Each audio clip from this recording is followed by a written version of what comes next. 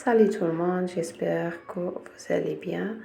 اليوم ان شاء الله راح نشوفوا محاجب سخونين وحارين، وصفة جد سهلة اي وحدة مبتدئة تقدر ديرها.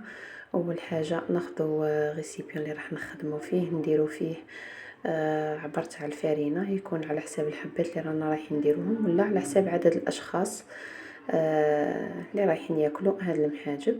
نزيدوا شوية تاع الزيت، مغرف صغيرة تاع خميرة الخبز ورشة تاع الملح.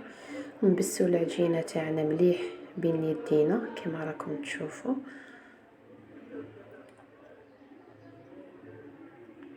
نحاولوا ندخلوا كامل هذوك المكونات، يعني تاع الزيت والخميره والملح خاصه، باسكو الملح دي فوا يكون خشين، يبقاو لنا جهه فيها الملح وجهه لا.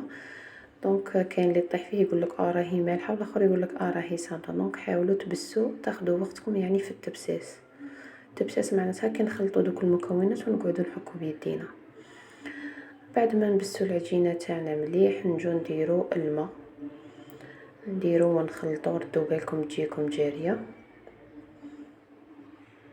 نحاولوا نشمخوا كامل هذاك الخليط اللي عندنا، ومن بعد نعجنوه. راح تكون العجينه شويه تلصق، دونك راح تغبنكم شويه في الدليك تاعها.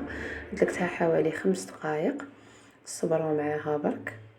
ومن بعد درت لها الزيت باش تبقى لي يعني طريه وما تلصقليش. كما راكم تشوفون حيتها بعد 20 دقيقه من البسيله، ما غبنتنيش كاع باسكو كان فيها الزيت. جبت البلاطو تاعي دهنته بالزيت، درت قريصات على حساب الحبات اللي راح نديرهم، دهنتهم بالزيت وغطيتهم بصاشي خليتهم يرتاحوا. ومن بعد بديت الخدمه تاعي. كي نخلوهم يرتاحوا مليح راهم العجينه ما تغبناش في الخدمه. كما شفتوا في الفيديو اللي فات تاع المدلوك، شفتوا كي ساعدتني العجينه بزاف. دونك نحلوا العجينه تاعنا، نطويو 2 مرات يعني من ومن باش تجينا خشينه من التحت، ومن بعد نديروا الحشو تاعنا ونعاودوا نبلعوا الاطراف الاخرين اللي راهم باقيين ونعدلوها كما شفتوا يعني في الفيديو كما راني ندير. نكملوا كامل الحبات بنفس الطريقه ونطيبوهم. كي تشوفوا هاد البوليطات تعرفوا باللي العجينه تاعكم راهي ناجحه. دائما هذه نديرها لكم ملاحظه، وعرفوا بلي راح يجيكم خفاف وشابين. ها هما المحاجب تاعي كملتهم في الطياب، جاوني الله يبارك. شهيتكم في الجنه ان شاء الله. نقولكم بقاو على خير، تهلاو لي في رواحتكم. وما تنساوش الناس اللي اول مره تشوف الفيديو دير اشتراك، دير النجم، واعطونا رايكم في التعليقات.